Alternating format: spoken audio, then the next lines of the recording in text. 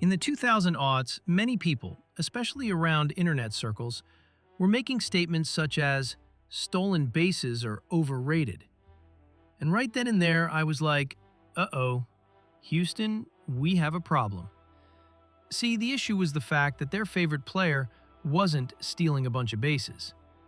I knew that opinion was false, as it sort of morphed into today's elimination of the leadoff man. But sometimes, to disprove an argument, you would need the remedy sat right in front of your lap. This happened at the start of the next decade in the 2000s, with the advent of analytics and wins above replacement. WAR, or wins above replacement, became a part of the mainstream baseball lexicon from 2010 to 2013, and remains the standard. At the same time as it was becoming mainstream, two amazing things happened in baseball. And that was Miguel Cabrera winning the Triple Crown during the same season as Mike Trout's stellar rookie season. Mike Trout would end up having the best rookie season of a 20-year-old with a 10.5 WAR. Trout also ended up playing stellar defense in center field while hitting over 30 home runs and stealing 49 stolen bases while hitting .326.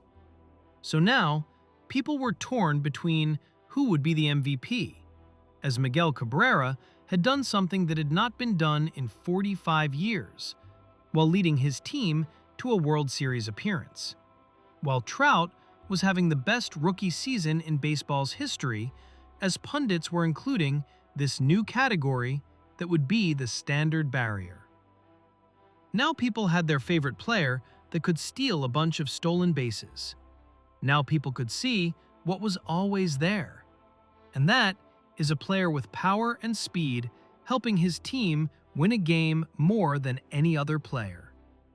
Players that had exhibited this before were Mays, who had over 339 stolen bases, Hank Aaron, who had over 240 stolen bases, Bonds, who had over 500 stolen bases, Henderson, with over 1,000 stolen bases, and Alex Rodriguez, who had over 320 stolen bases.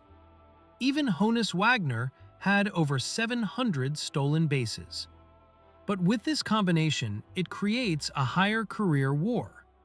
Say a player steals about 30 bases in a season, and he scores on 10 of them, and those runs help his team win 5 of those games he scored that season. Well, this is winning baseball. Then add power on top of that, see? Even though Cabrera wound up winning the 2012 MVP, Trout's WAR season was really a game changer with how people perceive a greatness of a season with the inclusion of the analytical stats. I think the voters got it right, considering Cabrera led his team to a World Series appearance like Robinson and Yastrzemski in the 1960s. However, Trout's season proved to me what I already knew, and that stolen bases were not overrated, especially with someone who could hit with power and play great defense. Mike Trout would be the youngest to reach 200 home runs and 200 stolen bases, and within that decade, he would reach a 72 WAR, while not even playing basically in the first 2 seasons of the 2000 teens. He would eventually get his MVPs later in the following years. In conclusion, what we have now is an unveiling, or peeling back, of many of the great seasons, and we are able to analyze deeper at a player's best seasons with the analytics and see who was truly great. It makes a great player even better than we understood. This influences the MVP vote while also looking back at past failures of the voters. Personally, I didn't need WAR, but for those that needed more of an evaluation, they get to look within another dimension while turning back the clock. Now players are back to stealing bases, and this is a good thing.